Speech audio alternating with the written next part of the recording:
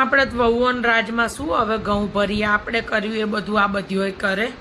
આપણા તો આશીર્વાદ લે નહીં, પણ લુચ્ચીઓ આશીર્વાદનો લોટ લઈ આવે. પૈણીને આવીને તરત મને કહી દીધું કે આવું બધો મારી પાસે ટાઈમ ના હોય નોકરી કરવું, એટલે બધું તૈયાર મળે જ છે. બોલો, અઠવાડિયામાં 3 દાડા બેન પૌવાનું ઉપમા જ કર. નોકરીએથી આવીને તો કે થાકી ગઈ. વસતા રહી એમના કયામ નહીં લી, મોં માગી વસ્તુઓ હાલે. આપણે કંઈ કહીએ ગમે નહીં. હમણાં ચકુન ત્યાં છોકરાને જેમ પીવડાવવા જવાની હતી ને, તો મેં કીધું સોનાનું કંઈક લઈ જજો. તે લુચ્ચી મારી હારી કે તમારે કે હાથની કડલી પડી છે ને એમાંથી કે કંઈક કરાઈને દઈ દઈએ. મેં ના પાડી દીધી. અપાયેલી બહુ જબરીઓ બાપ. અત્યારની વહુઓ પાસે આપણું પાછું ના આવે. આપણે જેટલું કર્યું ને એનો અડધો ટકો નથી કરતી લુચ્ચીઓ, તોય પાછી ટંગડી ઊંચી જ રાખે. ધણી બાયડી ઘેલા થઈ ગયા ને, આપણા ધણી થયા આપણા ક્યારેય નહીં લી.